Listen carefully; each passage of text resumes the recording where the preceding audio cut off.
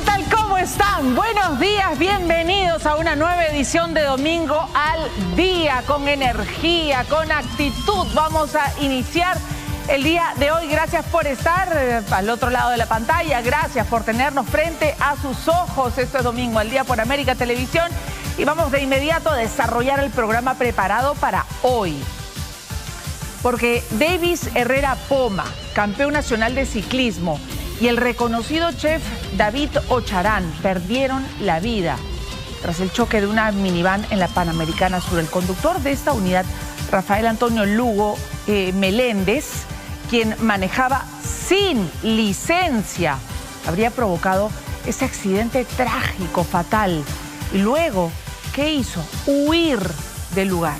Las víctimas viajaban a Lima cuando sus vidas han quedado truncadas por esta tragedia que hoy enluta a dos familias. En el siguiente informe de Patricia Huaraz vamos a conocer quiénes serán y las circunstancias detrás de este trágico hecho.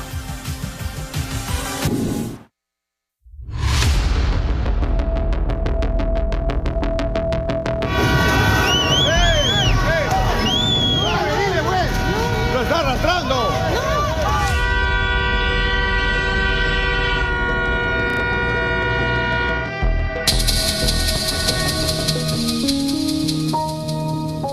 Dos amigos caminan intentando sostener los recuerdos de quien alguna vez fue su compañero de ruta, de ese ciclista con el que compartieron entrenamiento, kilómetros interminables y sueños sobre ruedas.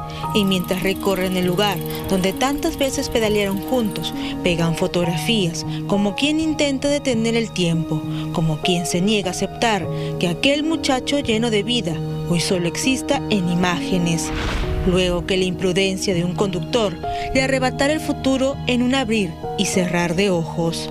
La noticia nos cayó de sorpresa totalmente. En un momento pensé que era una mala broma, algo así. Fue un momento de shock, de no saber cómo reaccionar y simplemente llorar involuntariamente. O sea, fue no entender qué pasaba en ese momento y no procesar la noticia.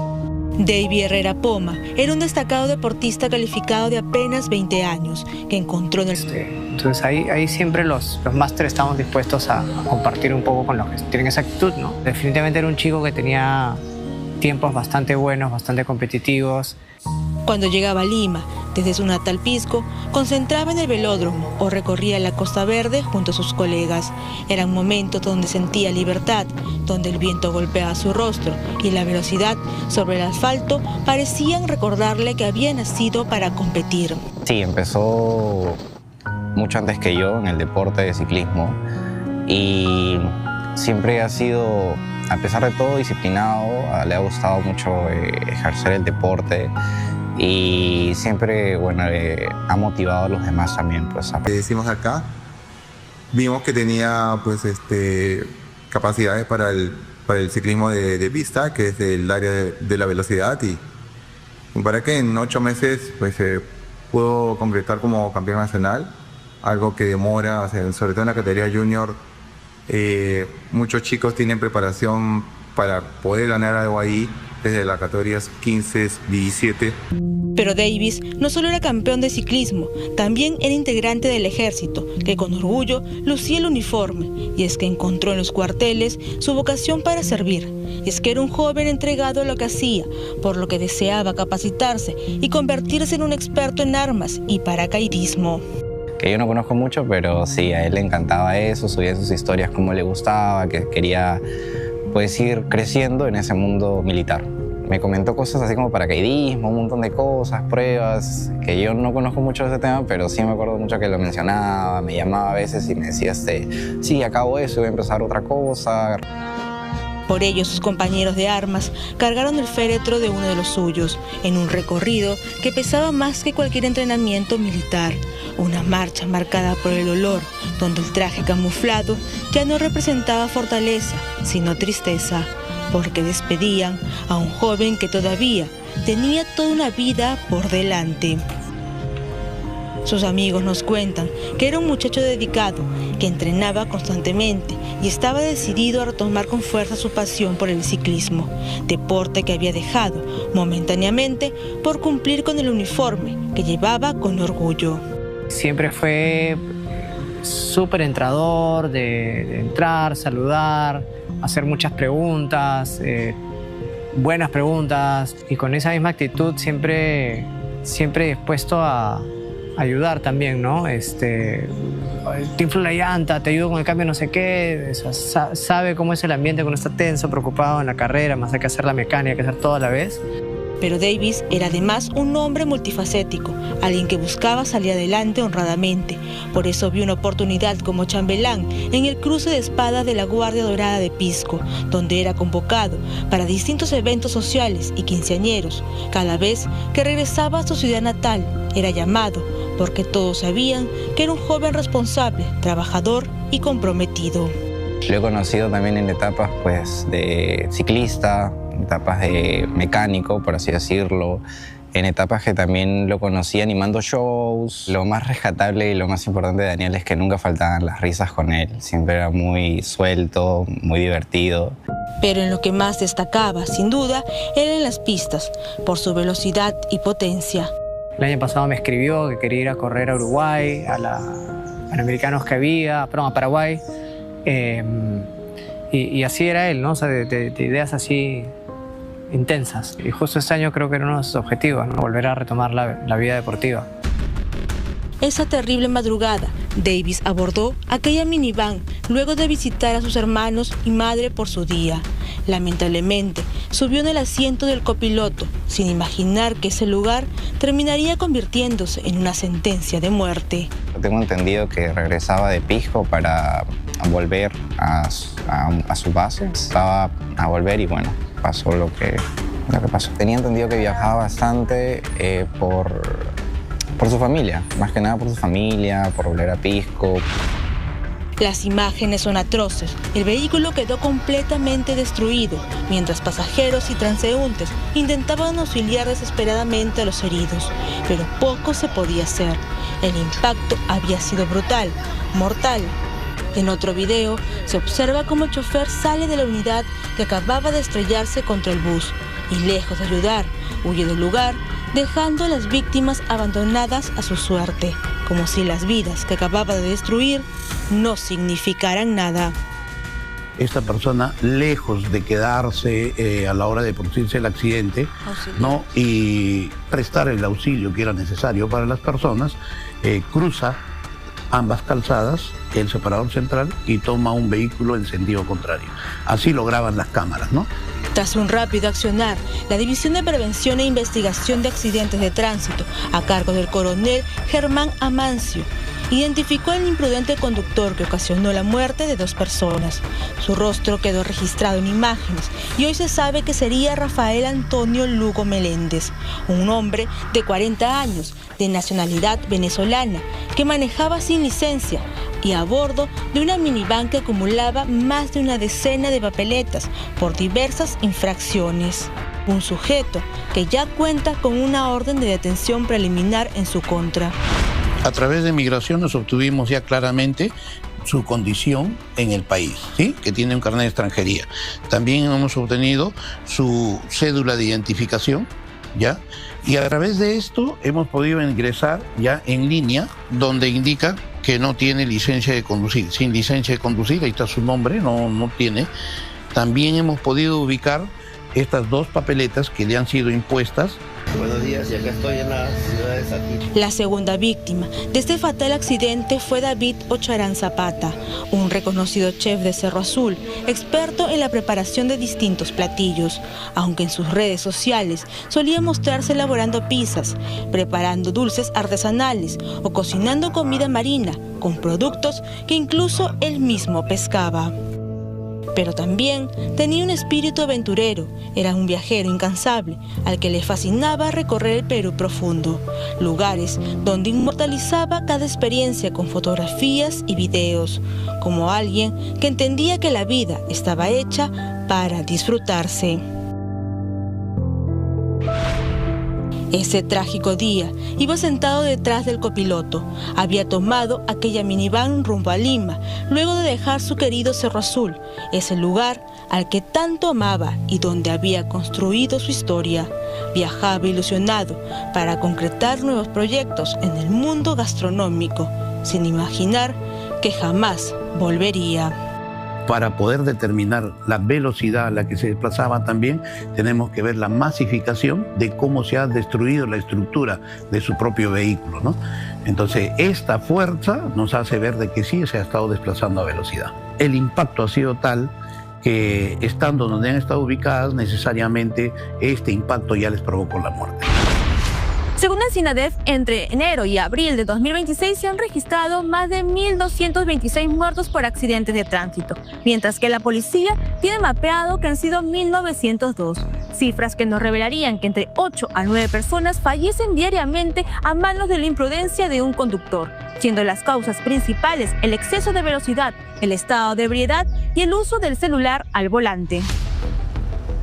Detrás de cada cifra no solo hay estadísticas, hay historias interrumpidas, familias destruidas y sueños que jamás podrán retomarse, como los de David Herrera y David Ocharán, dos hombres que aquella madrugada abordaron una minivan sin imaginar que el viaje terminaría convirtiéndose en su última ruta. Yo sé que nadie sale con la intención de producir un accidente, pero el accidente se produce, basta con desconocer una regla de tránsito. No seamos generadores de accidentes y por ende de alguna muerte de algún peruano más. Uno llevaba el uniforme militar con orgullo y soñaba con volver a conquistar las pistas sobre una bicicleta. El otro encontraba felicidad entre ollas, cuchillos y recetas que preparaba con pasión. Dos hombres trabajadores queridos por quienes los rodeaban y con un futuro todavía por construir. Y Leo, ciclista, fallece, ¿no? Que eso no ha sido un accidente de bici, ¿qué pasó? Y a la hora que Leo, ciclista de pisco, dije, ay, y bueno, era él, ¿no? Fue bastante duro, la verdad. No hay muchos chicos que primero tengan su talento, tampoco hay muchos chicos que entren a la pista y menos con ese nivel de dedicación y habilidad que tenía él, ¿no? Que este caso no pase desapercibido, que la persona responsable aparezca y de alguna manera, bueno, asuma un poco la responsabilidad y la gente entienda que no es que no pasa nada, ¿no? O sea, realmente sí duele cuando pasan estas cosas. Pero sus historias terminaron cruzándose de la forma más cruel, en una carretera donde la irresponsabilidad de un conductor acabó pagando sus sueños para siempre. Un chofer que manejaba sin autorización y que nunca fue consciente que llevaba consigo vidas humanas. Decisiones imprudentes que hoy dejan a dos familias sumidas en el dolor. Hogares donde el silencio reemplazó las risas y donde jamás volverán a escuchar sus voces, ni sentir el abrazo de quienes salieron rumbo a Lima, sin imaginar que nunca regresarían.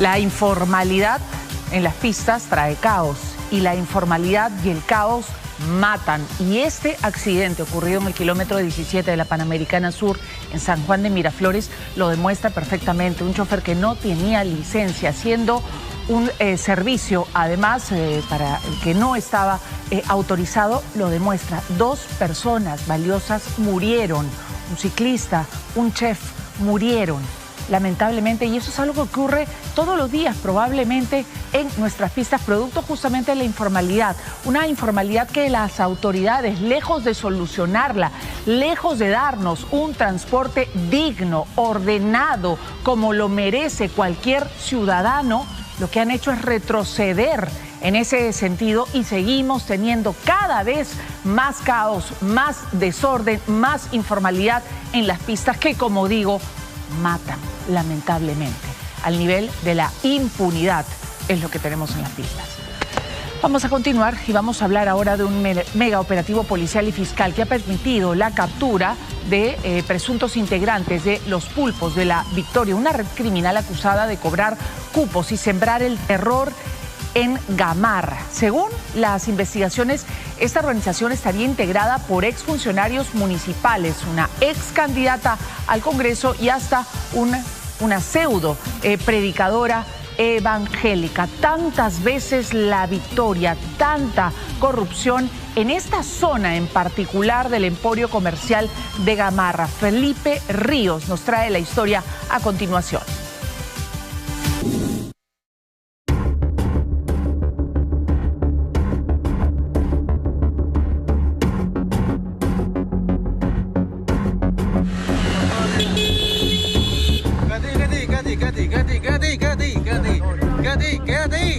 No seas malo, pe. Te voy a dar mis soles, pe.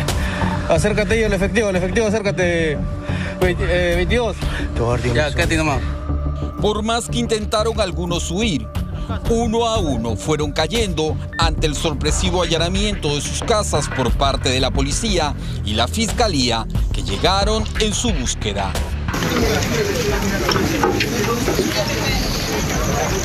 No intenten nada. Sí, está. Pasa. Positivo. Saca la niña.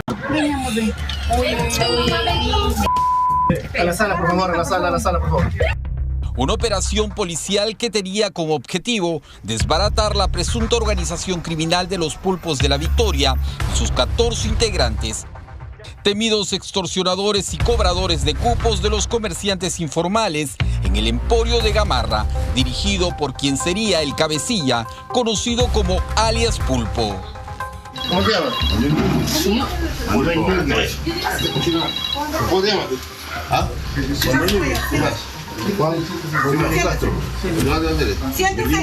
Y es por eso que estos grupos en la calle se disputan aisladamente esos espacios geográficos, la supremacía, la hegemonía.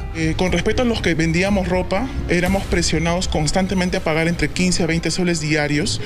Luego, cuando la municipalidad limpia, estábamos pagando 30 soles semanales. Según la Fiscalía, esta red criminal estaría integrada por la ex candidata al Congreso, Juliana Carbonell. Juliana, ¿qué puede decir? Usted fue candidata a diputada por Juntos por el Perú. ¿Qué puede decir con respecto a eso? Esto es un atropello y tienen que investigar, miren. Así también funcionarios y exfuncionarios municipales de la Victoria, incluyendo el actual alcalde, y una pseudo predicadora de Gamarra, quien luego de cantar alabanzas a Dios, sembraba el terror con amenazas. ¡Aleluya! Sí, hermanos, danzaremos con nuestro Señor Jesucristo, ahí en la patria celestial, porque Él viene pronto por su iglesia. ¡Aleluya!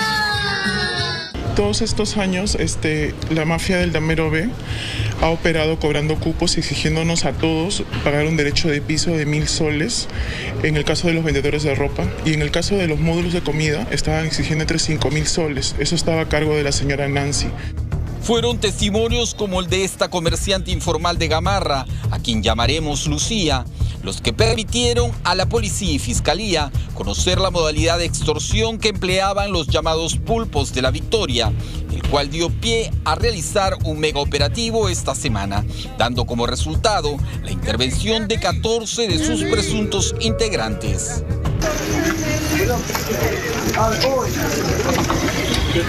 No intenten nada.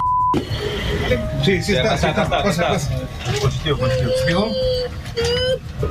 Saca la niña. A la sala, por favor.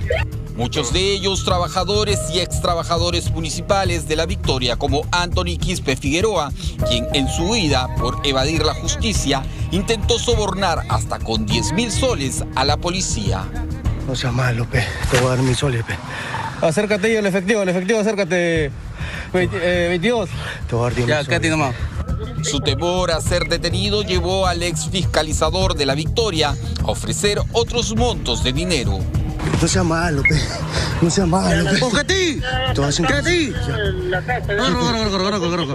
Esta operación policial también alcanzó al actual alcalde del distrito, Rubén Cano, pues según el testimonio de una persona, él formaría parte de esta organización criminal dedicada al cobro ilegal de cupos y otros actos de corrupción dentro del municipio.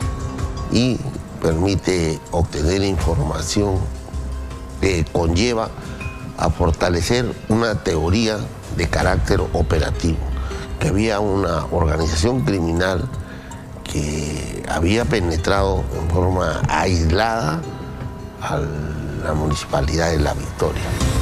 Para la Fiscalía, los pulpos de La Victoria habrían operado desde el 2024, habiendo amasado cerca de 75 millones de soles en cobros de cupos a los informales de Gamarra, teniendo como cabecilla a Juan Manuel Núñez Castro, alias Pulpo, quien también fue intervenido. ¿Cómo se llama? ¿Cómo se llama? ¿Ah?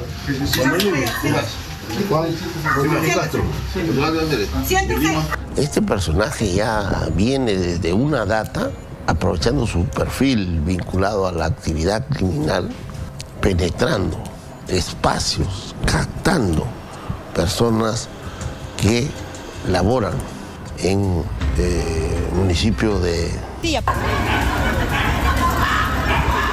Una de esas víctimas en el 2023 fue Deverín Chihuán, un fiscalizador del municipio que fue asesinado a balazos cuando cenaba con su familia en un restaurante cerca al Emporio. Míralo, hombre, se lo están llevando así. ¡Abre la puerta al costado para que lo metas!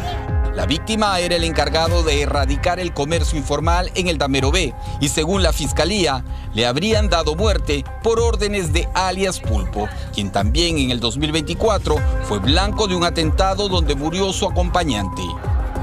Durante el megaoperativo, la policía intervino también a la ex candidata al Congreso de Juntos por el Perú, Juliana Carbonell. Me presento, soy Juliana Angélica Carbonell, participando para diputada con el número 16 de Juntos por el Perú y nuestro futuro presidente Roberto Sánchez. Juliana, ¿qué puede decir? Usted fue candidata a diputada por Juntos por el Perú. ¿Qué puede decir con respecto a eso? Esto es un atropello y tienen que investigar, miren. La organización criminal planteada por los fiscales encargados colocan a alias Julie como la encargada de realizar los cobros a los comerciantes informales en el Damero A de Gamarra, delito que ella negó tras su detención. Juliana, ¿por qué considera un atropello usted que fue candidata por Juntos por el Perú? Porque no se están presentando las pruebas, tiene que haber una investigación que me dice que tengo que estar 15 días detenida para que sigan investigando. Ella tenía el control del Damero A. Ella es la que ejercía el manejo operacional bajo la directiva del cabecilla de la organización. Ella, a través de los facilitadores, las recolectoras, ¿no? Prácticamente ella es la que tenía el control y daba cuenta, ¿no? al cabecilla de la organización. Algunos de los detenidos son ampliamente conocidos, sindicados por los mismos comerciantes informales como parte y responsables de estas bandas que les cobraban cupos por los espacios públicos. Por ejemplo, en el Damero B ya se están peleando quién va a tomar la posta. Así funciona esto. Los pulpos de La Victoria solían enfrentarse con violencia a la policía y a los dueños de las tiendas formales para hacerse de las calles y seguir su plan.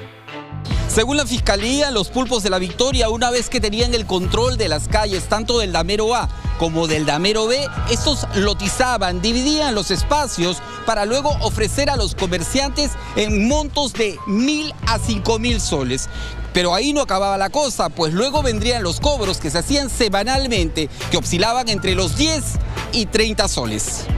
Muy buenos días, una vez más aquí, para la gloria y honra de nuestro Dios Todopoderoso. Soy la hermana Ruth Esther Saldarriaga Vázquez, estamos aquí con una amiguita.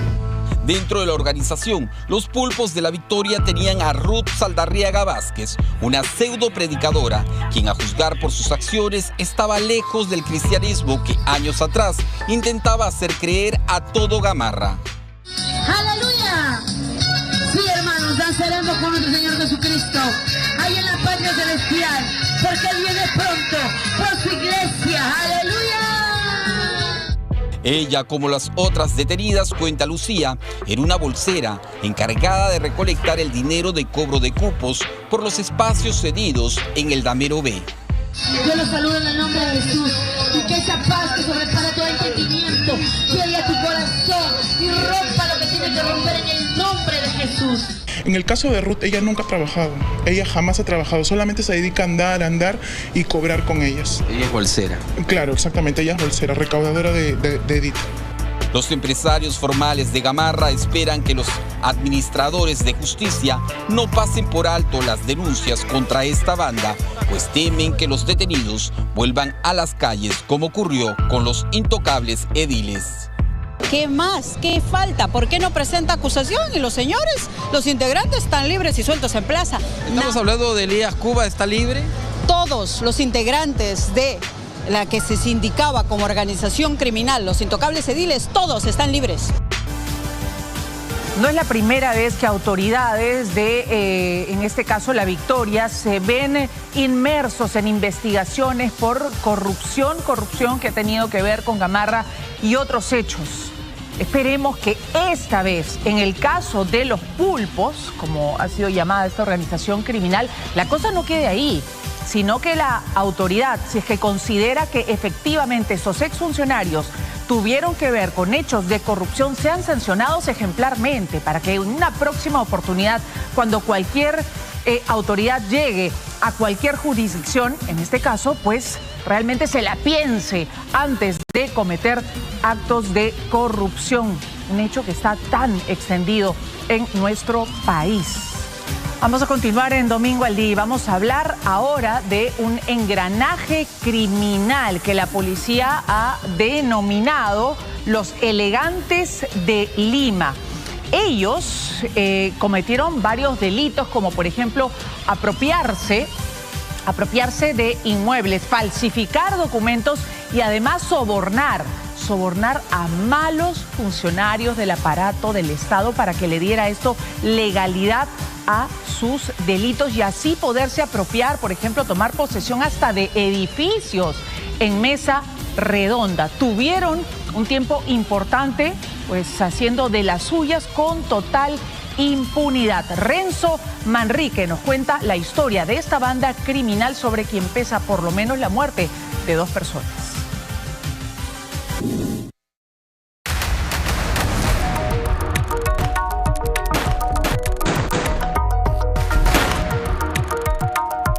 Contratos y escrituras públicas de compraventa atribuidos a personas fallecidas,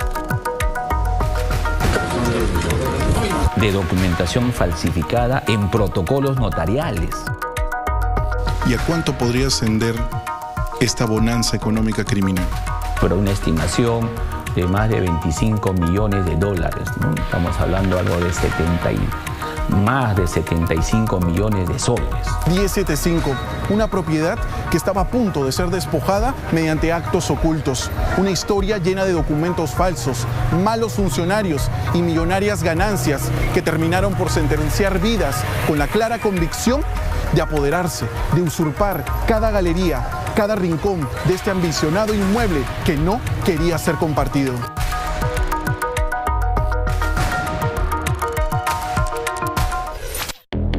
Esta es una verdadera historia marcada por el sufrimiento, la codicia por lo ajeno y el diseño de muertes por encargo en una bien montada organización criminal.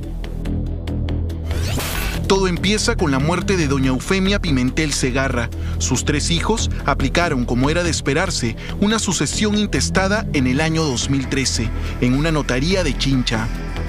Es decir, todas las propiedades de esa mujer pasarían de forma equitativa a Hilda Maribel, Luis Alberto y Julio César Pacheco Pimentel. Este último era un querido profesor de un emblemático colegio de Ate, cuya carrera volcada en formar pequeñas mentes fue desarrollándose con éxito. Prueba de ello es que en su último adiós, las palabras de resiliencia y afecto brotaron de forma natural. Realmente se sintió obligado a que no les falte nada a sus hijos. Y miren, me lo mataron. Cada alumno se hizo presente, vistiendo los colores que bordeaban sus insignias. Con orgullo y un sentido de respeto forjado en sus aulas, se esparcía el dolor por la violenta muerte del maestro de sus enseñanzas. Sin embargo, la amenaza por la cual fue objeto de una persecución mortal llevaría al Ministerio Público, especializado en el crimen organizado, a desenmarañar cada detalle, cada eslabón perdido y cada personaje de este homicidio que causó conmoción al este de Lima. Resulta que los hermanos Pacheco Pimentel no tenían ni idea que gracias a gestionar dicha sucesión intestada, ahora eran parcialmente dueños de una propiedad ubicada en el Jirón Paruro. Su valor actual puede superar los 7 millones de soles. Un buen día, la hermana del profesor, Hilda Pacheco, fue obligada a detener su vehículo por la policía. La noticia era que arrastraba junto con sus hermanos deudas por miles de soles. En muchas oportunidades mi vehículo fue intervenido por la policía, puesto que tenía una orden de captura y que la entidad solicitante fue el SAT.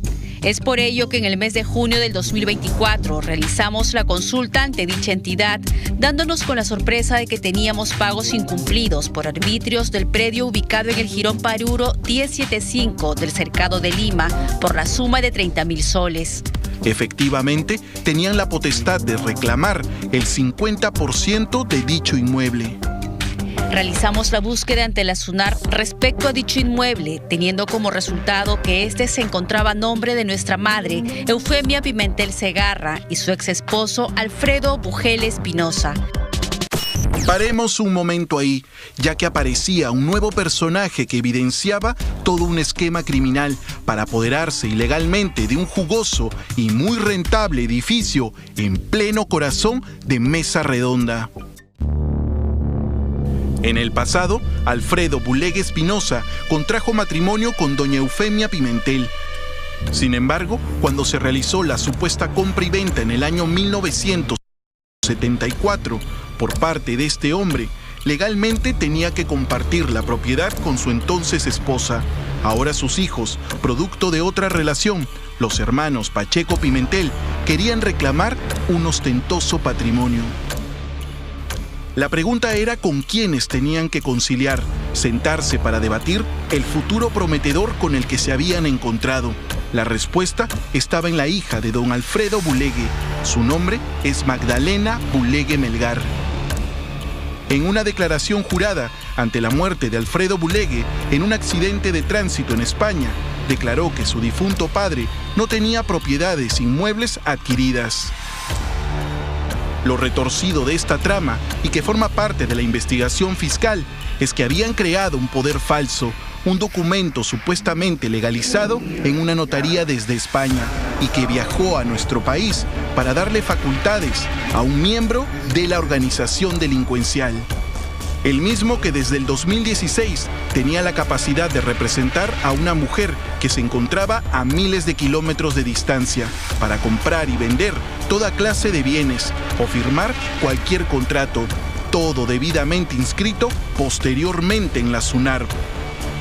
Hablamos de Pedro Pablo Guambachano Guamán, el artífice de los entrelazados y entrampados términos legales y que obedecía a los intereses de los cabecillas de los elegantes de Lima. Para entender todo el proceso de investigación, conversamos con el general de la policía, Orlando Sánchez, quien detalla el rol que cumplía este mal abogado. Identificaba inmuebles de valor histórico, pero que habían sido olvidados con el tiempo o cuyos propietarios habían fallecido. Ya con todas las facultades que ponderaban el estructurado plan, solo tenían que generar otro documento falso, esta vez una compra y venta ficticia entre el fallecido Alfredo Bulegue y la congregación de seglares de Nuestra Señora de la O, un grupo religioso que desde hace décadas tenía la posesión de dicho inmueble. Ingresaron ilegalmente al Archivo General de la Nación dicha escritura pública y pretendieron elevarla a registros públicos. Durante ese proceso entra a tallar una funcionaria de SUNARP, Carmen Martínez Galván, quien postergaba la acreditación de dicho documento, ya que la tinta difería de la época, las letras eran distintas y la firma del ex notario de 1974 era por lo menos desigual en relación a otras actas públicas. Es la que se encargaba justamente de registrar documentos que ya tenía conocimiento. Se advierte presuntamente, vuelvo a repetir, de las inscripciones registrales, ¿no?, a favor de la organización criminal, de todo aquello que fraudulentamente había venido con testimonios en notarías, con sucesiones intestadas, y todo ello lo ponía legal a través de su participación. Finalmente, y después de una dura batalla, la funcionaria dio luz verde y se ingresó dicho acto de compra y venta. Ahora solo tenían que falsificar otro poder, ya que no contemplaron que existían los hermanos Pacheco Pimentel, dándole una inexistente confianza a Pedro Pablo Huambachano. Dicho otorgamiento de mandato y poder a favor de Huambachano Huamán es falso. Niego haber realizado dicho acto jurídico. Desconocía que nuestra madre era copropietaria junto a Alfredo Bugel Espinosa del inmueble ubicado en el Jirón Paruro. Tiempo después, y según registros públicos, un giro inesperado daba cuenta del delito. Con documentaciones turbias, habían logrado que Magdalena Bulegue y los hermanos Pacheco Pimentel donaran, sí, prácticamente regalaran el inmueble de Paruro a los representantes de la empresa Lima Futura SAC, Daniel Fernando Castillo y su socio Luis Alberto Pérez Delgado. Daniel Castillo era también pieza fundamental dentro del organigrama. Le daba todas las directrices a Huambachano Huamán para apoderarse de propiedades en abandono. Pedro, esa señora ha fallecido hace poquito, hace una minuta del 2013, donde no se demuestra el pago, pues. 2013, para hacerle una escritura. Hasta una minuta 2013 para poder entrar a la casa, recién ha fallecido. Una muestra del alcance que tenían a través de la empresa fachada Lima Futura SAC, ya que estando legalmente constituidas, realizaban contratos con la beneficencia de Lima, es decir, eran los arrendatarios, pero con la figura de la donación pasaron a ser los dueños. La única alternativa era conciliar. Los hermanos Pacheco Pimentel querían encauzar una demanda civil por $5 millones por haber utilizado indebidamente sus nombres. Por eso se llevarían a cabo dos citas, el 13 de septiembre y el 27 de septiembre del 2024.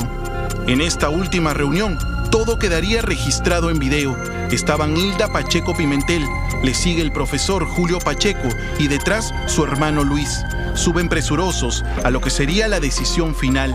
Minutos después, entra en escena el abogado Pedro Pablo Huambachano, seguido por Luis Alberto Pérez Delgado y Daniel Castillo Díaz. La reunión solo duró 30 minutos. Los primeros en salir son los hermanos Pacheco Pimentel, quienes se despiden de su abogado que llevaba el caso, para que luego los tres integrantes de los Elegantes de Lima den marcha a su pase de salida. Fue el último registro con vida de Daniel Castillo, ya que 2 horas después fue acribillado en la cuadra 1 de Camino Real en San Isidro. Ese abogado ya se va con el tío Luigi de visitarlo y conversar seriamente con él. En buenos términos, Pedrito, con algunas cositas que le van a hincar la barriguita, botar la cabecita. Va a tener que estar en razón el abogado. Todo apunta, según la tesis de la policía y fiscalía, que Daniel Castillo ya le era incómodo al número 1, Luis Alberto Pérez Delgado, quien habría orquestado dicho crimen y así ser el único que se beneficie de todas sus tranzas. Reza el dicho, el mucho saber echa al hombre a perder. Para poder tener el control de la organización, al parecer, esa es una materia de investigación que está en la policía, en la unidad especializada, se había pues deshecho, lo había sacado del camino a la persona de Castillo Díaz. 17 días después, el profesor Julio Pacheco Pimentel también fue alcanzado por las balas de la misma arma. No hay crimen perfecto, y eso lo sabe bien la Dirección de Inteligencia de la Policía. Durante semanas le plantaron seguimiento al cabecilla. El tío Luigi paseaba por los principales balnearios del sur. Incluso en este otro video se le ve caminando campantemente cuando fue al Jirón Paruro y salía de las galerías. Esta semana fue intervenido por los agentes que investigan lavado de activos en una zona residencial de Barranco que no levantaba polvo. Se desbarató su reinado del mal, reducido ante fiscales, solo atinaba a guardar silencio, ya que no tenía cómo explicar la procedencia de tantas fragancias costosas y los relojes de marcas exclusivas. ni el auto de alta gama marca Audi que mandó a blindar por el monto de 20.000 soles, ya que asegura teme por su vida. También cayeron en picada la mala funcionaria de la SUNARP, Carmen Martínez Galván. El trabajador del Poder Judicial, José Luis Polo Ramos, y el encargado al interior del Archivo General de la Nación, Raúl Valdivia Hurtado. El plato fuerte, el brazo legal, Pedro Pablo Guambachano, a quien se le encontró más de 20.000 soles en efectivo. Las galerías al interior del Jirón Paruro 1075 fueron obligadas a vaciarse por completo para que la Beneficencia de Lima tome nuevamente posesión del inmueble. Donde viene al lavado de activos es justamente ese dinero maculado, ¿no?, obtenido ilícitamente, ha estado circulando en los alquileres, en la compra-venta de inmuebles, en el tema del Jirón Paruro, ¿no?, en las galerías. El costo de alquiler es, imagínense, más de 25 stand que se tiene todos los días, un movimiento económico enorme. Con gran parte de la organización tras las rejas, solo queda dar con el resto de jueces, notarios y los principales gatilleros a su servicio. Una historia que empezó en el papel, pero que terminó superando a la mafia creada por Rodolfo Orellana, ya que hay un sinnúmero de predios y nombres de personas ya fallecidas cuyas identidades robadas aún están en este engranaje criminal.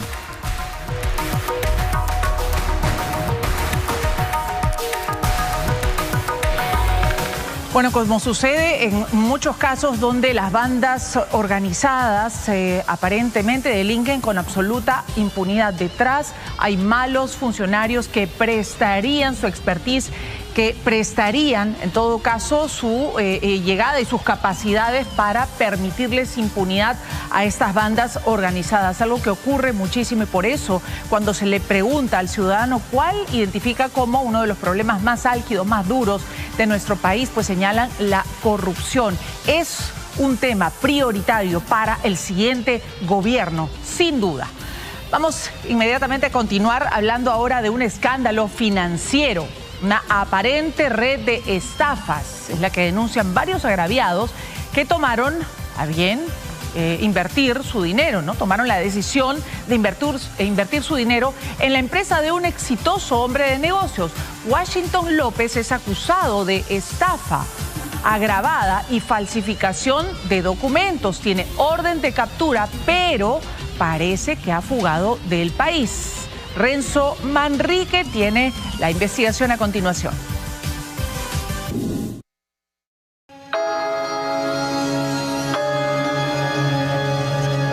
Washington López, conocido como el gurú del oro, marcó un hito en 2022 con su estrategia Grandes Oportunidades. ¿Confiaría usted su dinero en un exitoso hombre de negocios? Yo creo que a mi papá obviamente le hubiera gustado que esto se haga justicia antes de que él falleciera. Lamentablemente no fue así, pero creo que va a estar feliz de que eventualmente se haga y de que más personas no caigan. Si hasta ahora la respuesta es negativa, ¿cambiaría en algo si se entera que se trata de un reconocido analista de inversiones, condecorado por más de un congresista y que su empresa tiene el estatus internacional que lo avala? El esfuerzo que uno hace para invertir, para ver que su dinero crezca y que personas inescrupulosas pues hagan de tu dinero, lo desaparezcan y nunca lo veas, yo creo que eso es algo que a cualquier familia le puede afectar. Si lo pensó más de 2 veces, sigue investigando, porque podría ser el próximo testimonio marcado por el eco de la estafa. A sus 31 años, este joven de apariencia instruida en los más altos estándares de estrategias de inversión cumplía una de sus más grandes metas: llevar su marca personal, su empresa que estaba revestida por promesas rentables, a la máxima distinción y nada menos que por el Congreso de la República. Darle productos nuevos o alternativas nuevas de inversión, que es la están aplicando en Estados Unidos, las aplican en México, que tal vez son países más desarrollados en lo que es cultura financiera, pero el objetivo de Washington Capital es llevar al Perú a ese nivel de cultura financiera. Ricardo Washington López Aguilar y su hermano José Alberto crearon en 2014 la empresa Washington Capital SAC, dedicada, según consta en registros públicos, tanto a la asesoría como consultoría empresarial y financiera. La pregunta es, ¿qué decisiones van a tomar ellos a nivel macroeconómico que van a impulsar este movimiento? Era cuestión de tiempo para que la empresa familiar pueda destacar en premiaciones y conferencias corporativas. Bueno, a todos nuestros amigos de Gestión y Bolsa y Washington Capital, aquí desde el Centro Financiero y la Bolsa de Mexicana, dando un reporte de cómo vemos los mercados. Para Washington López, nada era casualidad, todo era estrategia. Cual Mesías aparecía en canales digitales, captando potenciales clientes, ofreciendo inversiones y bonos con rentabilidades que podrían superar el 14% cada año. Estamos a pocos días de nuestro Investment Masterclass, en donde tocaremos temas principales a la recesión y a la suba de tasas en Estados Unidos. ¿La suba que ha generado el mercado ha llegado para quedarse o es una trampa alcista? Aseguraba que todos los capitales estaban protegidos y el riesgo era casi inexistente. Con un argumento de ventas impecable, apuntaba a personas de grueso patrimonio. O sea, si en 1650 habían dudas del oro, hoy tenemos todos los vientos a favor para pensar de que el oro es la mejor apuesta para el 2025, 2026, 2027. Atraía a confiados cibernautas en las principales redes sociales, pero también se valía de recomendaciones en su entorno más cercano, una publicidad gratuita generada supuestamente por la calidad de su trabajo. Sin embargo, desde el 2021, para muchos se convertiría en un ídolo de barro y su empresa una fachada para cometer soterrados delitos, producto de un sistemático esquema de estafas. Amanda Quijano se ha convertido en una agraviada directa en calidad de sucesión de su padre, quien falleció el año pasado sin la posibilidad de ver multiplicado su dinero. El grupo de personas que han denunciado junto a mi padre a Washington López ascienden a un poco más de $3 millones. A su padre le prometieron que sería uno de los afortunados, ya que podrían abrirle el mercado americano en una bolsa extranjera que le generaría grandes dividendos. La promesa era un retorno anual de unos intereses de doble cifra, ¿no? O sea, de más del 10%. Esa era la promesa. Para entender cómo dicha promesa, según los denunciantes, estaba enmarcada en un bosquejo de presuntas mentiras, accedimos a toda la documentación. Después de firmar los contratos en las oficinas de Washington Capital SAC, las víctimas recibían sus certificados por entidades internacionales, como el Bank of New York Mellon y el American International Group. No había motivo para dudar. En sus manos yacían los documentos, como el membrete de uno de los bancos custodios más grandes del mundo.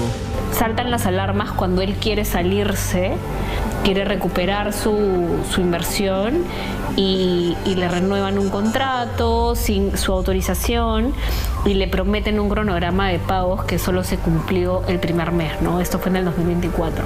Resulta que desde ahí se empezó una batalla por descubrir qué había pasado con el dinero. Contrataron los servicios del bufete de abogados Aliaga y Aliaga y se dieron con una ingrata sorpresa. Los certificados habían sido adulterados, ya que se pudo determinar por las mismas entidades extranjeras que no tenían vínculo alguno con las empresas de Washington López. La primera en pronunciarse fue American International Group.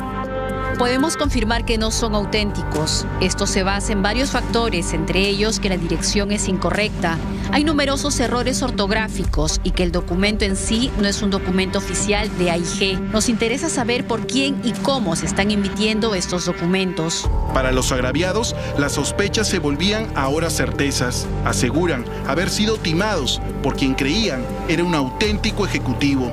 Alguien que no se atrevería a desviar sus fondos para intereses personales. Así lo hizo saber también The Bank of New York Mellon. El certificado de pagaré estructurado que usted mencionó no está afiliado, autorizado, patrocinado ni avalado por The Bank of New York Mellon Corporation. No tiene ni ha tenido jamás ningún tipo de relación con NFX Prime SAC. Todos los clientes sostienen que firmaban sus contratos con Washington Capital SAC, pero al transcurrir el tiempo y cumplirse el plazo de los contratos, Washington López les indicaba que las cuentas estaban congeladas, haciéndolos firmar un nuevo contrato con MFX Prime SAC, es decir, borrón y cuenta nueva para seguir con un nuevo acto jurídico. Y luego de recibir una documentación supuestamente validada por AIG, por la SEC de Estados Unidos, por el Mellon Bank, con firmas y sellos, mi papá decide invertir. Él invierte con la promesa de una ganancia de 9.25% en 2 años. Pasan los 2 años y al momento de vencer el contrato, nos notifica Washington López de que el dinero no se podía depositar. Sebastián González es otro de los afectados, que heredó de su padre la oportunidad de hacer justicia por los ahorros que invirtió su familia en una bien montada estafa piramidal. La excusa era que él estaba construyendo un negocio de un banco digital en México y por ello habían congelado las cuentas. Y es que el dinero nunca fue enviado a los Estados Unidos. Se retiraba en montos periódicos de $3,000 a $20,000 en las cuentas bancarias en el Perú, que manejaba Washington López. La pregunta era, ¿en qué se estaba gastando el patrimonio de sus angustiados clientes? Me preguntan qué tal Coachella. ¿Qué quiere que les diga? Una gratitud mundo. Sauchi. Bueno, hoy día me contrataron para hacer en la despedida de mi querido cachorro. Salud, mi hermano. Un gusto tenerte. No era ajeno a la opulencia de escenarios bajo atardeceres cargados de lujo. Un sinnúmero de fiestas que armaba al sonar las pistas que dictaba el derroche y alquileres de yate valorizados en miles de dólares. El perfil que emanaba de sus ambicionadas muestras de verse en público era rodearse de empresarios de gran trayectoria, como el mismísimo Omar Machi, el rey de los casinos, e incluso con figuras de gran impacto en redes sociales, el influencer y DJ italiano Gianluca Bacci. Yo creo que Washington López ha construido una imagen alrededor de lujos, alrededor de ganancias inexistentes, para que personas que quieran invertir con él lo hagan no solamente por la documentación falsa que él presenta, sino también por querer lograr ese estilo de vida que él comunica tan cuidadosamente en sus redes sociales. El escándalo financiero llegó a su pico más alto cuando la SBS comenzó a investigar también el caso. En mayo del 2025 advertía sobre entidades informales que captan dinero del público. Entre ellas, la empresa de Washington López y MFX Prime SAC. En ese momento, alertaban a la población que dichas entidades no contaban con la autorización de la SBS y que existía el riesgo que dichas empresas no paguen los intereses ofrecidos. Y de que la SBS ya había dictado de que las 2 empresas que hemos mencionado, Washington Capital y MFX Prime, no podían recaudar fondos de nadie, lo siguieron haciendo y hay nuevos inversionistas ahora involucrados y afectados a pesar de ello. Alfonso Mujica, otro de los denunciantes, quien tuvo trato directo con la empresa de Washington López, da muestras de la impunidad que, según él, consumió la plata que juntó con esfuerzo para generar nuevos ingresos. A Washington López parecía no importarle las decisiones que pueda tomar la SBS, debido a que las inversiones se realizaban en Estados Unidos, cuyo control corría por cuenta de la SEC, la Comisión de Bolsa y Valores de dicho país. Tal fue la sorpresa cuando formalmente dicha institución internacional también se pronunció enérgicamente. Una búsqueda en nuestras bases de datos indica que en Washington Capital X Prime o MFX Prime no están registradas ante la SEC. En ese sentido, tenga en cuenta que el folleto que nos proporcionó utiliza indebidamente el sello de la SEC. La promesa era que este dinero se iba al mercado de inversiones de Estados Unidos. Ellos iban a comprar ciertos productos conformados por acciones principalmente de empresas en Estados Unidos. Y después de que ellos se contactan conmigo y que me ofrecen migrar de producto, pasamos a una renta fija, ¿no? Donde el compromiso es tu inversión inicial se va a mantener y ahora sí vas a tener una renta fija por el traslado de un año adicional, donde finalmente no se cumplió ni uno ni otro, ¿no? Alfonso decidió explayar en redes una denuncia pública. No daría su mano a torcer, y mucho menos cuando estaba en juego todos sus ahorros. Pero pronto cayó en cuenta que muchos afectados compartían ese mismo destino. A mediados del año pasado, más o menos junio, julio del año pasado, antes que explote obviamente toda esta información, Washington López fue incorporado como columnista en la Bolsa de Valores de México, en su blog. Entonces, ¿qué quiere decir eso? Que nuevamente está tratando de ver cómo genera confianza en los inversionistas, lo mismo que hizo aquí hace algunos años. El curso de las investigaciones ahora estaba en manos del Ministerio Público. El 3 de junio del 2025 lograron conseguir el impedimento de salida del país contra Washington López por 4 meses.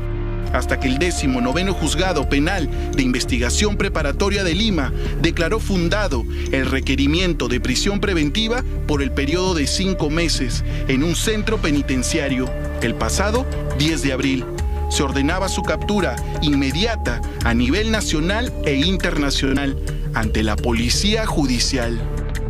Un equipo de Domingo al Día se dispuso a ubicar al hombre de negocios. Llegamos hasta el domicilio que brindó en una de sus audiencias judiciales, pero no obtuvimos éxito de encontrarlo. ¿Qué se lo vincula al señor López sí, a la red de estafas? Exacto. Sí sabemos. Él viajó al menos hace un mes, casi un mes. Exactamente no puedo decir el tiempo, pero viajó a los Estados Unidos. Por ahí tiene trabajos, amigos, familiares. Y debe encontrarse algo. Usted es trabajador de aquí de la Unión. ¿Trabaja para la familia López Aguilar? Según el registro de migraciones, López Aguilar regresó de su último viaje de México en septiembre del año pasado, lo que supone está en territorio nacional. Esta figura estaría alejada de la realidad, ya que los abogados de los agraviados nos han compartido esta esquela de movimientos registrados en los Estados Unidos. Su llegada a Miami 6 días después de su orden de captura para que salga desde Filadelfia rumbo, según entienden las víctimas, a Europa. Gracias a esta fotografía, donde aparece aparentemente con un grupo de amigos en un restaurante de Madrid, tomada hace 2 fines de semana. Ellos continúan captando a nuevos inversionistas. Ellos, a través de grupos privados que tienen, generan desinformación sobre las denuncias que se le están haciendo, sobre los afectados, los agraviados. También fuimos a la empresa donde supuestamente está legalmente constituida la empresa Washington Capital SAC. Entonces me dicen que la empresa Washington Capital... Claro, ellos se fueron cuando terminó la pandemia, nomás se fueron. Sí. ¿Y cuánto tiempo han estado? Acá estuvieron como 1 año y medio, creo. Casi 2 años. Casi 2 años. En el 1106 estaban en el 1106. Yo creo que tiene que salir la verdad, que se haga justicia y que finalmente este señor pague por sus actos. Yo le diría a Washington que esto va a terminar tarde o temprano, que deje de estafar a gente, captar a gente mayor también. Buscan que Washington López sea incluido en la lista roja de Interpol. Atrás han quedado por el momento esas elegantes ponencias de superación. Rompió la confianza de alguno de sus acreedores. Una historia que recién comienza hasta que se enfrente con la justicia que hoy lo reclama.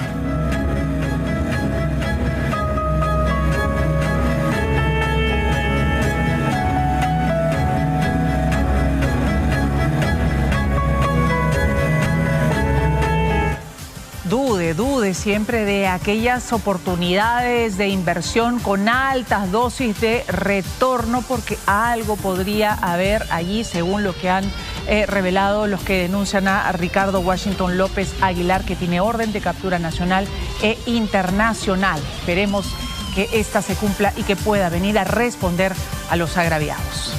Vamos a hablar de la música en el Perú, que se ve hoy amenazada por el avance de la extorsión que golpea directamente a orquestas y artistas en plena actividad. Agrupaciones como Zaperoco denuncian ser víctimas de amenazas y cobros ilegales que buscan controlar sus presentaciones en distritos de Lima diversos. Mientras tanto, la policía ha desarticulado a una peligrosa red criminal que operaba desde los penales, pero el miedo en el sector no desaparece. Julio Chuquitaipe tiene el reportaje.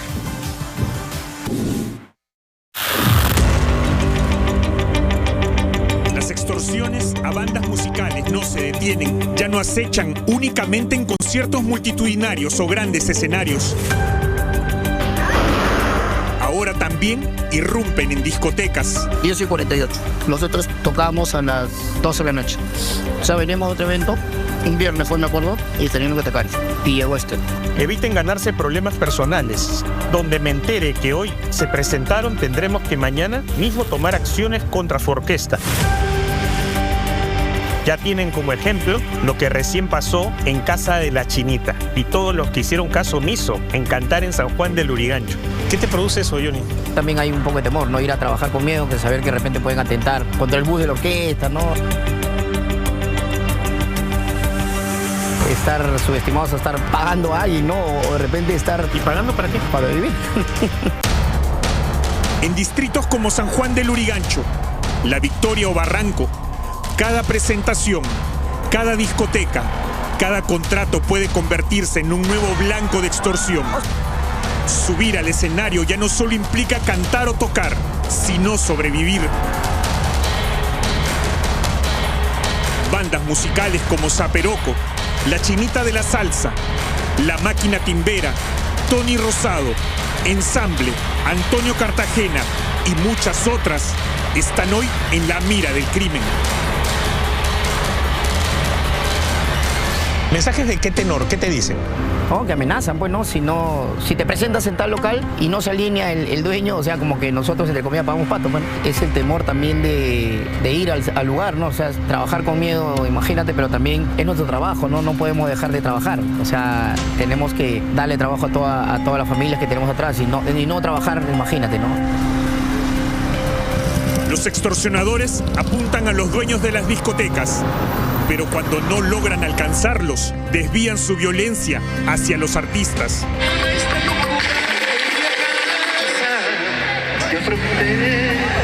Ellos se convierten en sus blancos directos de amenazas y ataques. Hay un poco de temor, ¿no? Ir a trabajar con miedo, que saber que de repente pueden atentar contra el bus de la orquesta, ¿no? Es algo de que a veces trabajamos con ese temor, ¿no? Y habían atentado, que habían tirado un explosivo en la puerta de justo donde se cuadra cuando la movilidad de nosotros, donde llegamos, ¿no? El mismo día que tú ibas a presentarte. Exactamente, el día del viernes, claro, el mismo día. Y habían atentado contra otro artista también, otra colega. También dijeron de que si vas, te va a pasar lo mismo que le pasó a ella, pues, ¿no? Entonces, ¿qué cosa era? Atentaron contra su casa, pues, ¿no? De un explosivo. Y toda una organización criminal dedicada a extorsionar empresarios y artistas. A estas personas los reglaban, los vigilaban y posteriormente les enviaban mensajes extorsivos para someterlos, para que realicen fuertes sumas de dinero y otros mecanismos criminales que ellos utilizan para obtener este dinero manchado de violencia. Las amenazas comenzaron apuntando al dueño de esta discoteca, pero ante su negativa de pagar, la maquinaria criminal amplió su objetivo. Los artistas que promocionaban sus presentaciones se convirtieron también en blancos directos. Si el dueño no pagaba, alguien más sufría las consecuencias. Hola Marito, buenas. Quien te habla es Lágrima de San Juan del Lurigancho. Acá nadie canta en ninguna discoteca del señor. Evita cantar en la Casa de la Salsa. Y como ejemplo, tienen lo que viene pasando.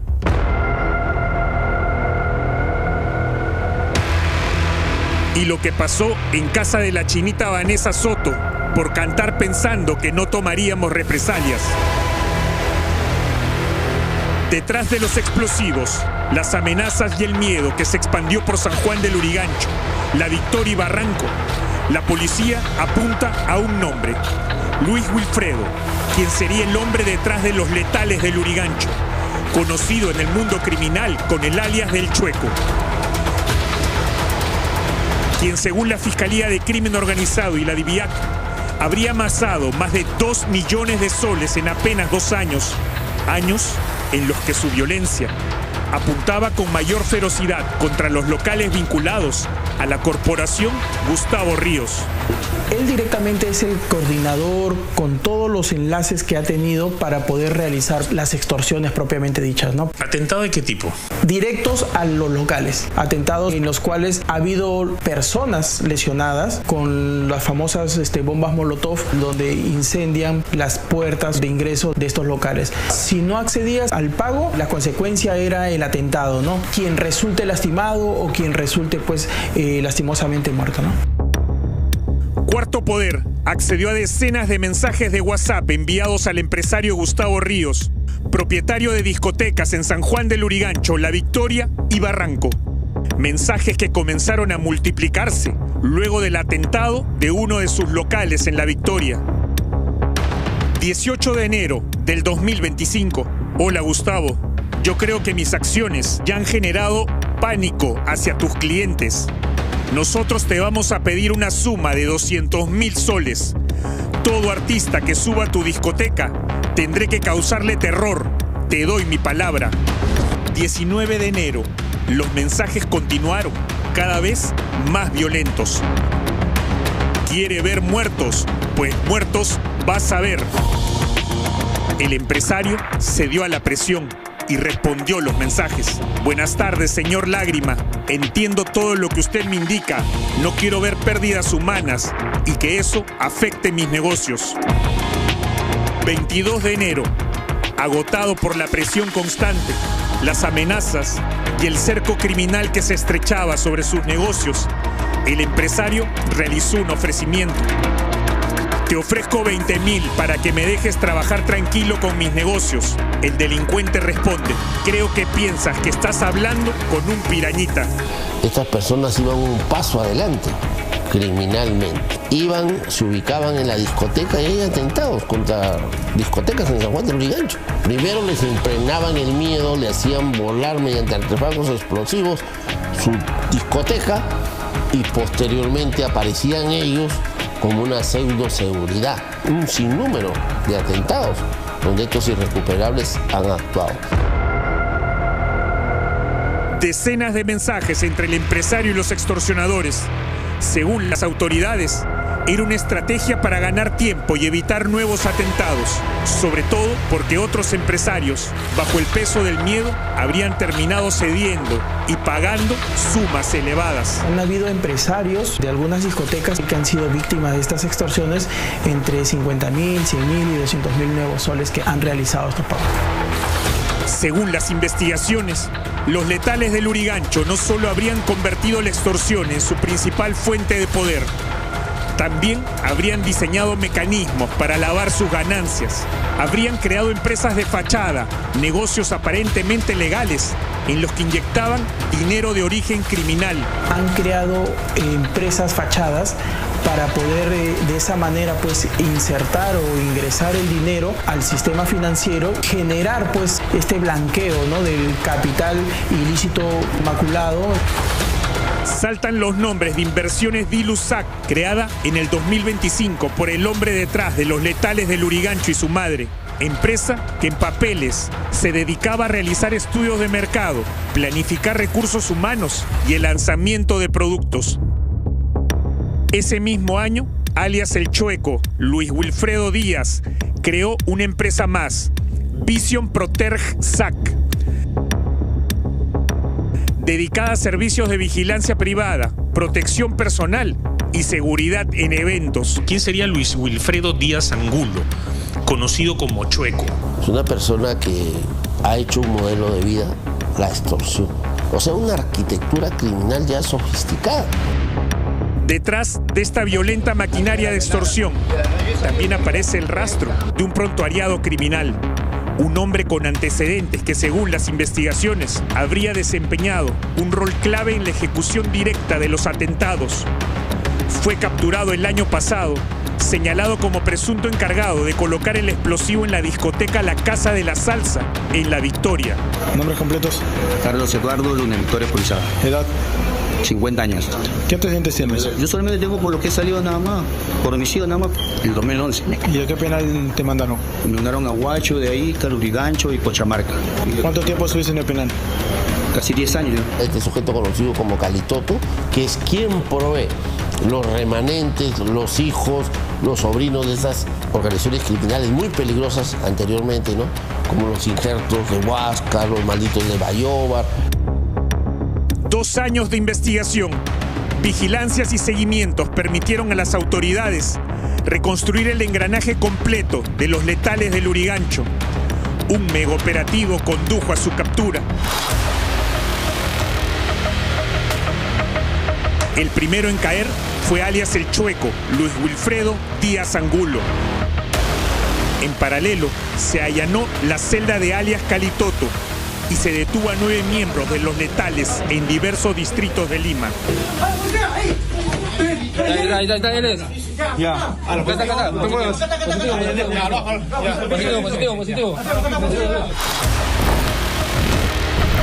Esta gente que ha optado esta forma de atemorizando, tratando de sacar dinero de la forma más fácil y más cobarde que hay, ¿no? Mediante un WhatsApp, mediante una llamada, y ya como que esto nos ha ganado la batalla de esta delincuencia. Una violenta organización criminal que extendió ese manto de violencia a los artistas y sus orquestas.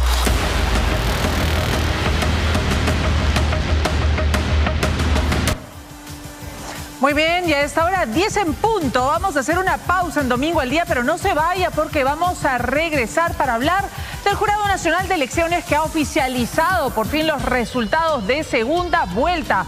Pasan a segunda vuelta, según lo que han dicho hoy Keiko Fujimori y Roberto Sánchez. Vamos a hablar de esto tras la pausa. Y también la esperanza y la fe es lo último que se pierde, y más cuando se busca al ser amado. Y estamos hablando de quienes son parte de la familia, animalitos, perros, gatos perdidos y gente que no deja de buscarlos por amor a sus mascotas. Regresamos con eso y más.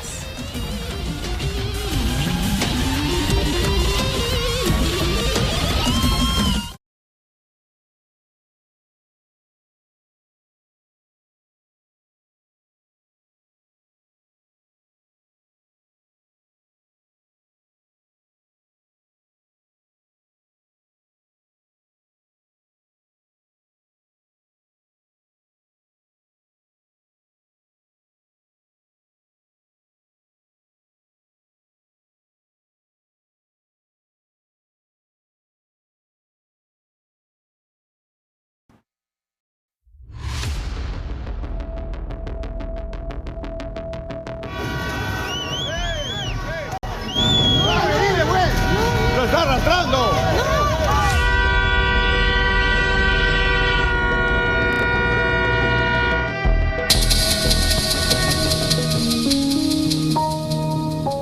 Dos amigos caminan intentando sostener los recuerdos de quien alguna vez fue su compañero de ruta, de ese ciclista con el que compartieron entrenamiento, kilómetros interminables y sueños sobre ruedas. Y mientras recorren el lugar donde tantas veces pedalearon juntos, pegan fotografías, como quien intenta detener el tiempo, como quien se niega a aceptar que aquel muchacho lleno de vida hoy solo exista en imágenes. Luego que la imprudencia de un conductor le arrebatara el futuro en un abrir y cerrar de ojos. La noticia nos cayó de sorpresa totalmente. En un momento pensé que era una mala broma, algo así. Fue un momento de shock, de no saber cómo reaccionar y simplemente llorar involuntariamente. O sea, fue no entender que... Ahí siempre los másteres estamos dispuestos a compartir un poco con los que tienen esa actitud, ¿no? Definitivamente era un chico que tenía tiempos bastante buenos, bastante competitivos. Cuando llegaba a Lima, desde su natal Pisco, concentraba en el velódromo o recorría la Costa Verde junto a sus colegas. Eran momentos donde sentía libertad, donde el viento golpeaba su rostro y la velocidad sobre el asfalto parecían recordarle que había nacido para competir. Sí, empezó mucho antes que yo en el deporte de ciclismo y siempre ha sido, a pesar de todo, disciplinado. Le ha gustado mucho ejercer el deporte y siempre, bueno, ha motivado a los demás también pues, a practicar. Lo que decimos acá vimos que tenía pues capacidades para el ciclismo de pista, que es del área de la velocidad, y para que en 8 meses pues pudo concretar como campeón nacional, algo que demora, o sea, sobre todo en la categoría junior. Muchos chicos tienen preparación para poder ganar algo ahí desde las categorías 15, 17. Pero Davis no solo era campeón.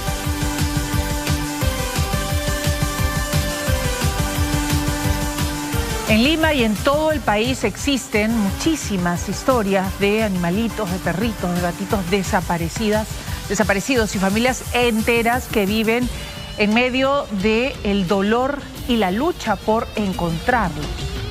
Y ofrecen incluso grandes recompensas económicas. Estas personas, por supuesto, los consideran más que mascotas, parte de su familia, parte de su vida y ocupan parte de su corazón. Por eso hacen campañas repartiendo volantes, caminando por las calles, subiendo a los buses durante días, meses, incluso años, porque no pierden la esperanza de encontrar a sus seres queridos. Edith Tevez nos trae estas historias cargadas de amor y también de desesperación.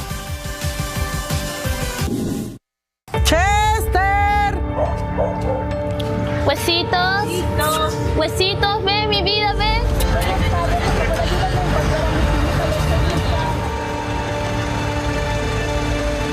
Por favor, ayúdenme o devuélvenme a mi Kina, por favor.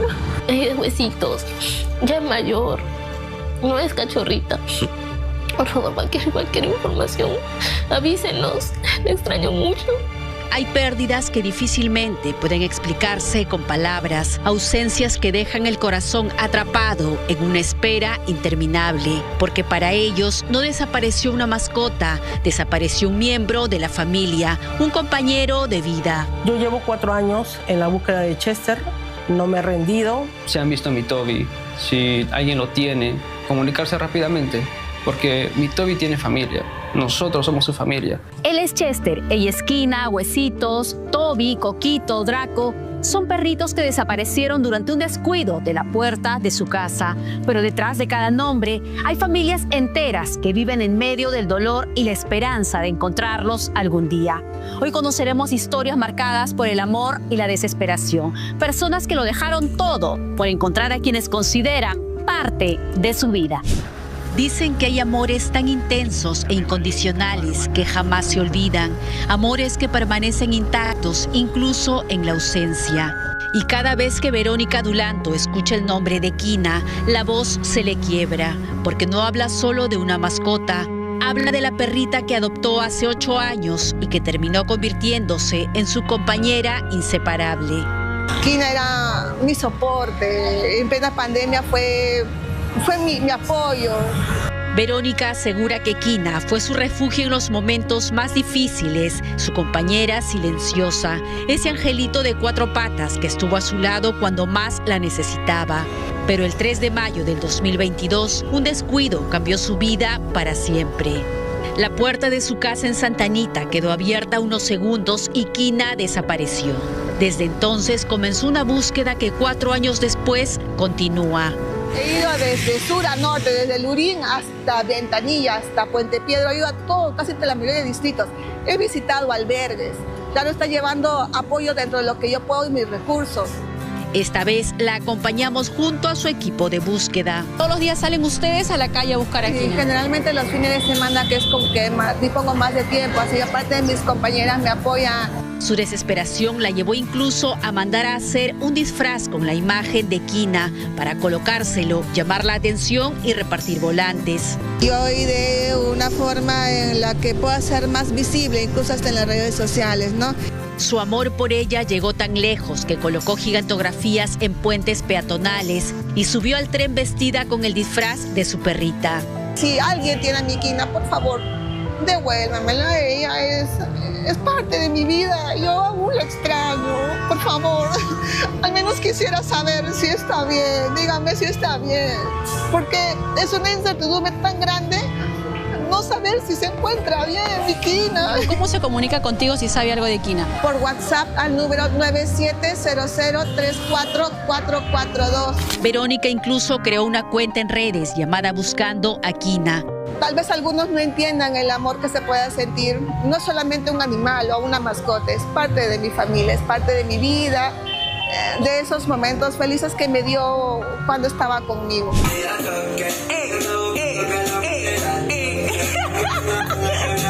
Era la engreída de la casa. El 29 de mayo del 2020, en plena pandemia, la madre de Ariana encontró una cachorra abandonada en medio de la pista en el cercado de Lima. Decidieron rescatarla sin imaginar que aquella perrita terminaría cambiándoles la vida y la llamaron Huesitos. Después pasó un año, celebraba su cumpleaños, le hacía un pastel especial para ella, ¿no? Y todo el tiempo la extrañaba. Yo salía y sentía que algo me faltaba, la extraño. Durante 5 años, Huesitos se convirtió en un miembro más de la familia Pacheco. Pero el 26 de marzo del año pasado, un descuido volvió a convertir la felicidad en angustia. Dejaron la puerta abierta y Huesitos salió. Desde entonces, nadie volvió a verla. Huesitos se perdió. No pasó ni un segundo que empecé a llorar. Porque sentía que se habían llevado algo muy importante de mi vida. Con su familia formaron un equipo de búsqueda. Todos los días recorren calles y avenidas repartiendo afiches, siguiendo cualquier pista que pueda acercarlos a ella. Ya perdió a mi perrita hace unas semanas. ¿Otra consulta duda? Sí, puede llamarme, por favor. Muchas gracias. Todos los días salimos a buscarla. En cualquier hora que tengamos tiempo salimos, repartimos volantes, pegamos también. Para Ariana, Huesitos no era una mascota más, era familia. Y aunque los días y meses pasen, continúa esperándola para abrazarla una vez más. Por favor, cualquier información que tengan, avísenos. Si usted la tiene, por favor, entréguemela. La necesito mucho. Aquí está el teléfono 970-386-046. Ariana creó una cuenta en redes llamada Buscando a Huesitos. Chester fue abandonado dentro de una bolsa junto a sus hermanitos, pero un grupo animalista logró rescatarlos y Pilar decidió adoptar a uno de ellos, a quien llamó Chester. Desde el 26 de junio del 2021, aquel cachorro encontró un hogar y se convirtió en el engreído de la familia Castillo. Era el fiel compañero que acompañaba a todos en casa, incluso cuidaba a la madre de Pilar, que estaba enferma. Pero cuando él llegó, tuvo una conexión con todos, pero en especial con ella, ¿no? Porque mi mamá también, ese año que Chester llega, ella se pone mal. Y Chester fue como su cuidador. Pero 6 meses después ocurrió lo impensado. Su padre salió a comprar y dejó la puerta abierta. Chester salió de casa y nunca más volvió. Desde entonces empezó una búsqueda incesante que la ha llevado a recorrer no solo San Juan del Lurigancho, sino distintos distritos de Lima. Incluso viajó hasta Huaral, donde le dijeron que había un perrito idéntico a él. Lo hemos buscado por parques, por jardines, por calles peligrosas, en mercados. Hemos ido a lugares donde nos han dicho, ¿no?, que lo han podido ver.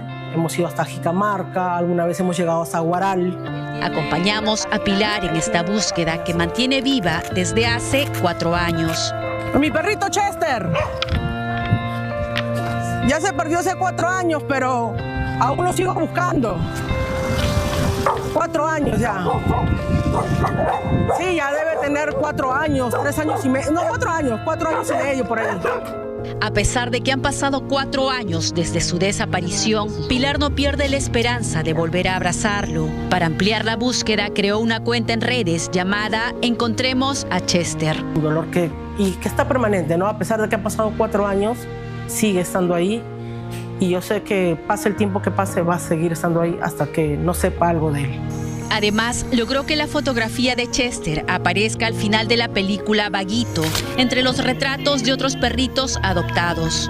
Cualquier información al número que aparece, 9977-98716. Desde hace 7 meses, la vida de Eduardo no es la misma. La tristeza lo consume y la angustia lo acompaña cada día desde que perdió a Toby. Un perrito que encontró abandonado en la calle el 29 de enero del 2018. Tenía una patita lastimada y estaba completamente indefenso. Esta fotografía guarda el recuerdo de aquel cachorro que poco a poco terminó ganándose el corazón de toda la familia. Eduardo le dio un hogar y se convirtió en el hermanito perruno, como él mismo lo llama. Dice que fueron 7 años de amor incondicional. Y cuando llegaba, él siempre te recibía con alegría, ladrando, a veces lloraba de alegría de que ya llegó alguien a la casa, ya sea mi mamá, ya sea yo, mi hermano. Para mí Toby fue como un hermanito pequeño, que aún lo quiero mucho, a pesar de que no está aquí. Eduardo encontró en Toby no solo compañía, sino inspiración. Como diseñador gráfico empezó a crear videos junto a él utilizando herramientas de inteligencia artificial. Pero el 11 de octubre del año pasado salió a la calle como todos los días y nunca más regresó. Salí para buscarlo, ya no estaba en ningún lado. Me di varias vueltas de donde vivo. He ido a diferentes parques, desesperado, y en ningún lado lo encontré. Desde entonces recorre las calles no solo de Santa Anita, sino también de diversos distritos aledaños. Ingresó a grupos de Facebook y WhatsApp de mascotas perdidas y ofreció una recompensa económica para encontrarlo. Son 1000 soles de recompensa si es que alguien ha visto a mi Toby. Fue el primer perrito de la casa que se ha quedado mucho tiempo con nosotros y que ha formado parte de la familia. Las lágrimas reflejan el vacío que dejó su ausencia, un dolor silencioso que aún lo acompaña. Por eso mantiene intactas sus cosas, esperando que algún día vuelva a casa. No pienso botarlo, nunca esto. Aún creo que pueda volver. Si alguien ha visto a mi Toby, o si alguien lo tiene, por favor, comuníquese a mi número, que es el 926-879-584, ya que nosotros, su familia, lo extrañamos demasiado. En todo caso, siempre téngalo con su collar y con una plaquita que tenga muy claro su nombre y su número de teléfono. Así diga usted que siempre está en casa y que nunca va a salir, no importa, téngalo siempre con su collar y su identificación, el número de teléfono, la placa o con un GPS colgado que existen. Estos aparatitos de GPS que son como una chapita que usted le cuelga también en el collar para que así pueda saber o pueda tener opción a recuperar, si es que su mascota sale de casa, pues poder recuperar a ese miembro tan importante de la familia que nosotros que los tenemos amamos. Es una forma por lo menos de tener más seguridad de poder ubicarlos. Muy bien, nos vamos a una pausa en Domingo al Día, pero no se vayan porque vamos a regresar con una historia increíble, la que dio la historia de un canguro que en un refugio dio a luz a su cría un año después de la muerte de su pareja. Regresamos con esta insólita historia y la explicación de cómo pudo ser tras la pausa.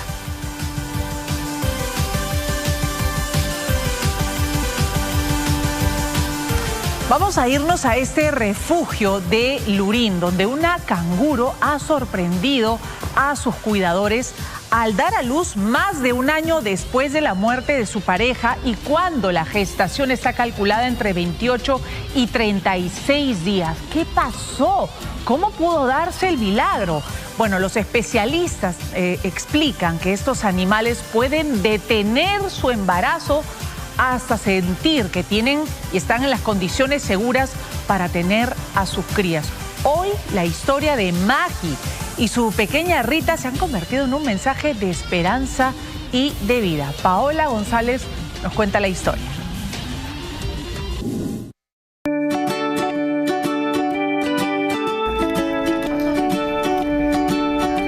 Historias que parecen imposibles y que nos recuerdan que el dolor no solo es humano. Este es Maggie, un canguro que en cautiverio vivió una historia de profundo amor. Ella nos muestra que después del dolor de la pérdida aún queda una luz de esperanza.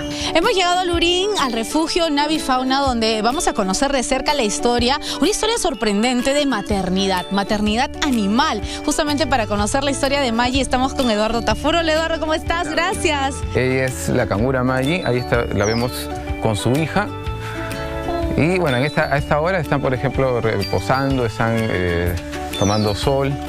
Hoy Maggie reposa junto a su única hija, Rita, una vida que fue posible gracias a la maravillosa naturaleza de los canguros, quienes pueden pausar su gestación al sentir que el ambiente no es el apropiado para traer al mundo a un nuevo ser. Un fenómeno que solo se da en el 2% de los mamíferos y este es el primer caso reportado en el Perú. El macho falleció. Nosotros pensábamos que ya nos quedábamos solo con la mamá, con la hembra, pero sin embargo, después de prácticamente un año, vimos que salía de la bolsa, salía una carita que era de un pequeño canguro, ¿no? Maggie y su pareja, Rito, llegaron el 2023 a este refugio. Como suele suceder en su especie, estos canguros rojos conformaron una pareja monogámica e inseparable. Pero por su avanzada edad, Rito enfermó y Maggie lo acompañó hasta el final. Triste y temblorosa, así lucía Maggie el día que su compañero partió para siempre. Sus cuidadores estaban preocupados por ella y no imaginaron que en su vientre estaba un embrión fecundado. Esto es increíble, ella ha pausado este embarazo. Claro, lo normal es que la gestación dure un mes aproximadamente, ¿no? Luego del nacimiento, el embrión se traslada a la bolsita. Y después de unos aproximadamente ya 4 meses se comienza a ver a la cría que sale. Pero ya había pasado un año. Entonces esto se llama diapausa embrionaria, ¿no? Esto quiere decir que cuando las condiciones ambientales no son favorables para ellos pausan el desarrollo del embrión. Maggie sorprendió incluso a quienes la cuidaban todos los días. Más de un año después, notaron su marsupia abultada, una especie de bolsa donde los canguros terminan el proceso de dar vida. Claro, de repente puede haber pasado algún tipo de estrés por lo que ya no estaba el macho y ellos deciden si es que continúan el desarrollo del embrión o no. Entonces nosotros pensábamos de que ya pues no estaba preñada ni nada por el estilo, ¿no? Porque no se ve cuando nace el embrión. Pero ya después de prácticamente un año parece que decidió a continuar con la gestación. Vimos que ya la bolsa tenía un abultamiento, lo sospechamos y después comenzamos a ver, sacan las orejitas, la cara, van sacando por la marsupia. Ajá. Mira, ¿ves? Esta es la hembrita, mira su panza, tiene un bebé abajo. Hoy Maggie juega e interactúa con su hija Rita y se ha sumado un nuevo macho con el que se espera pueda rehacer su vida en pareja. Esta increíble historia convive con la de otras especies, muchas de ellas provenientes del tráfico ilegal de animales. ¡Eso! ¡Mira esto, chicas!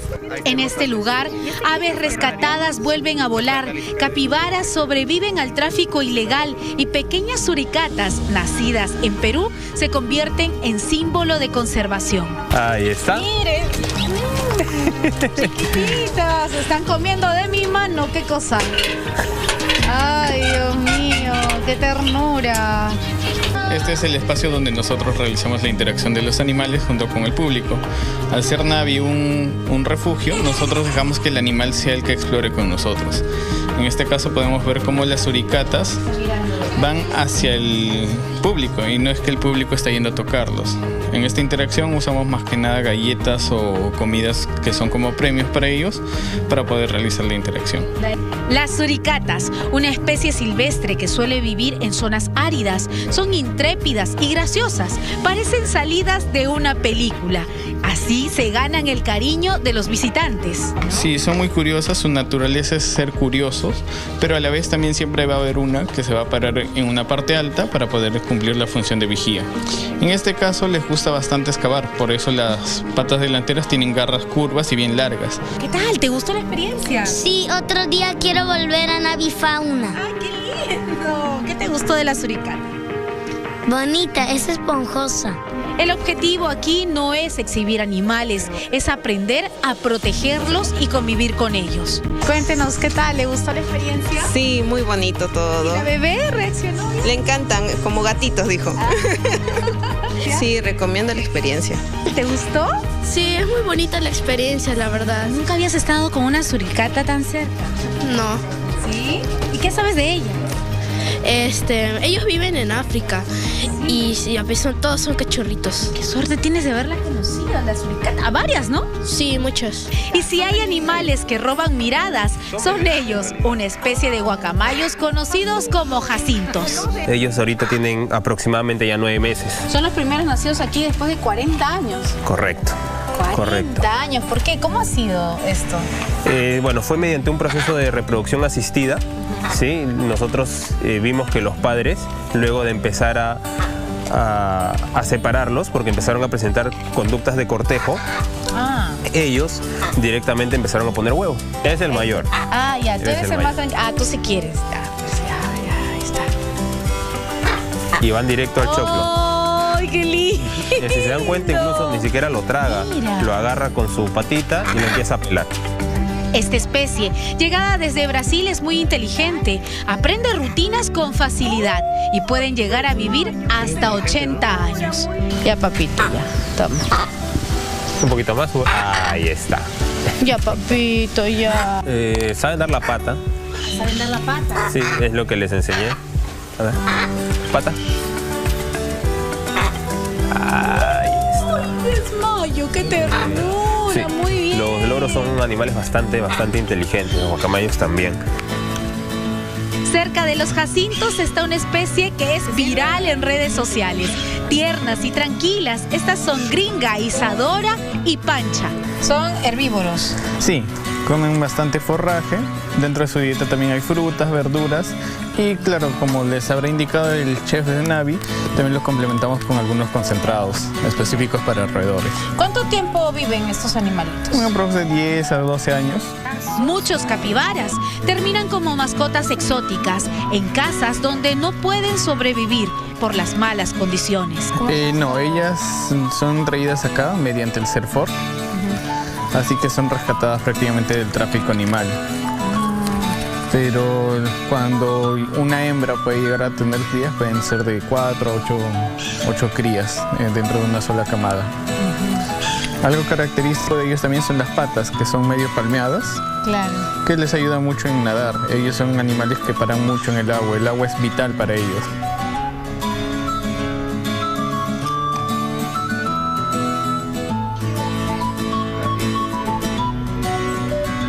Detrás de cada animal sano hay un enorme trabajo silencioso que empieza desde muy temprano en las manos del chef Michelini.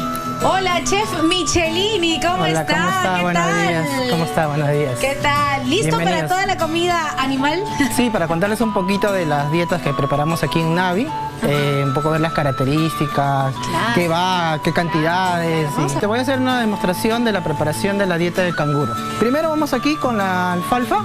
Ya acá tenemos la alfalfa fresca. Allá nos viene así de esa manera, en bloque. Y nosotros lo seleccionamos porque voy a venir, por ejemplo, aquí una maleza. Eso no es alimento. Esto le puede causar un problema, un cólico. Entonces esto se retira. Aquí cada alimento se revisa, se pesa y se selecciona. Acá tenemos larvas deshidratadas. Están secas, son larvas deshidratadas, ¿no? Entonces este también es como su canchita.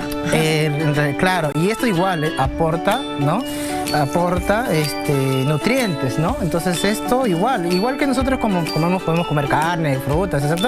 Ellos también tienen su ración, su cantidad, así como vemos en tabla. Cerramos esta visita en el aviario, alimentando a las aves, un lugar donde se respira paz profunda. A ver, por ejemplo, en su mano usted puede ver a los diamantes degollados que tienen este plumaje rojizo en el cuello. ¿No? Ahí está uno, justo levantado. Los diamantes mandarines, que son los que tienen los cachetitos anaranjados.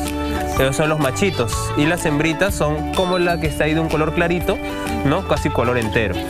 Y las isabelitas o capuchinos japoneses, que son estos de color marrón con blanco. Especie que están de la misma raza. 2 horas y media. En la granjita, cabras, alpacas, ovejas y cerdos conviven armónicamente. Y es que aquí cada especie tiene una historia y un lugar. Todas parecen recordarnos lo mismo, que cuidar la vida nos hace más humanos y más felices. Vamos a ir a una pausa en Domingo al Día, pero vamos a regresar con la historia del feminicida, el asesino de la cosmiatra que fue capturado no en Lima, sino en Argentina mientras montaba bicicleta. Toda la historia al regresar.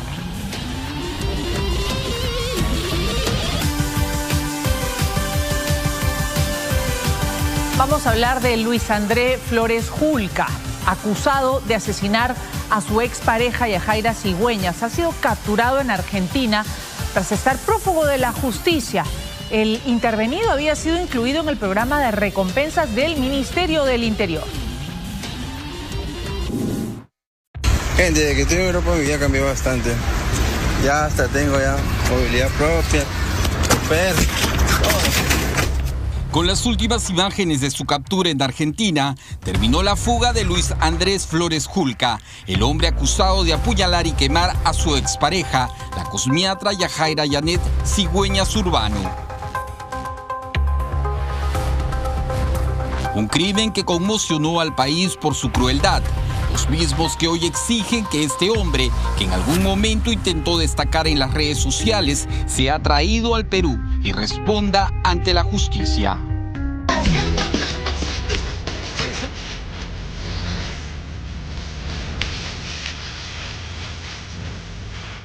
Ni oculto, ni lejos del Perú, Luis Andrés Flores Julca pudo escapar de la justicia.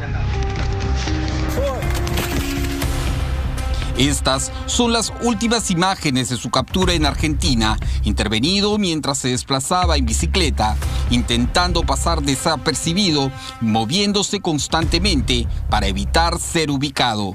Y entonces él, en Argentina, para evitar su captura, venía desplazándose en bicicleta. Es así como lo capturan. La detención fue posible gracias al trabajo conjunto entre la policía argentina y los agentes de homicidios de la DIRINCRI, quienes ya lo habían incluido entre los más buscados del país, con una recompensa de 50.000 soles por información sobre su paradero. Desde su huida de la escena del crimen hasta su ingreso por tierra a Bolivia y Argentina, agentes de la División de Homicidios de la DIRINCRI lo venían siguiendo. Como por ejemplo en el Cono Norte, realiza una compra en un centro comercial muy conocido. Se hicieron varias diligencias. En Argentina tiene un familiar. Es más, por la ruta que se le sigue del teléfono, él sale del país a través de Bolivia. Sobre él pesa la acusación de haber atacado brutalmente a su expareja, la cosmiatra Yajaira Yanet Cigüeñas Urbano, la noche del 11 de abril, en el departamento que ambos ocupaban en Surquillo. La joven fue apuñalada y luego quemada viva. Sufrió quemaduras en el 80% de su cuerpo, daño pulmonar severo, falla renal y coágulos en el cerebro que acabaron con su vida. Celos, muchos celos, era por parte dominante, los alejaba a mi hermana de la familia. Ya la isla, claro, era muy machista, ¿no? Sus comentarios, que por qué se viste así, o por qué se viste así, o porque si tiene amigas, por qué sale con amigas. Entonces todo esto es un patrón, creo yo. En redes sociales todo parecía distinto. El año pasado Yajaira y Luis Andrés viajaron juntos a España, buscando, según decían, una nueva oportunidad. Videos y fotografías que hoy resultan impactantes. Mientras él hablaba en redes sociales de lucharla lejos del Perú, la realidad de la relación era otra. Las cámaras de seguridad captaron a Yajaira ingresando al edificio cerca de la medianoche. Minutos después aparece Luis Andrés, cubriéndose el rostro, como si quisiera no dejar rastros. Horas más tarde fue grabado huyendo con una gorra, una mochila y una maleta. Dentro del departamento, Yajaira luchaba por su vida. Hoy, las imágenes de su detención en Argentina traen un respiro para su familia, pero no borran el dolor ni la ausencia de una joven que soñaba con crecer, viajar y salir adelante. Ahorita, como comprenderán, todavía es algo sensible para nosotros. Nunca pensábamos que íbamos a pasar por esta situación, mucho menos con la sobrina, con la nieta pequeña que ella era la penúltima de las últimas nietas. Entonces es a eso donde nosotros nos sentimos muy mal, ¿no? Tras su captura, la policía analiza qué vía legal conviene aplicar para traer al presunto asesino de Yajaira Cigüeñas. En estos momentos también ya estamos coordinando para ver la manera de traerlo acá al país lo más rápido posible, ¿no? Lo más rápido sería una expulsión, pero de todas maneras, si se trata de una extradición, se van a hacer todos los trámites. Ahora, Luis André Flores Julca deberá responder por el crimen que apagó la vida de Yajaira Janet Cigüeñas Urbano. Una historia que jamás debió terminar así.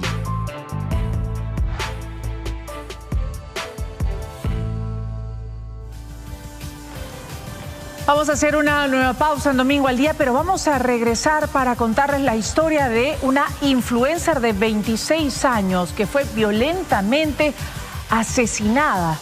Fue asesinada a tiros en la puerta de su casa y frente a los ojos de sus 4 hijos. Volvemos con esa historia.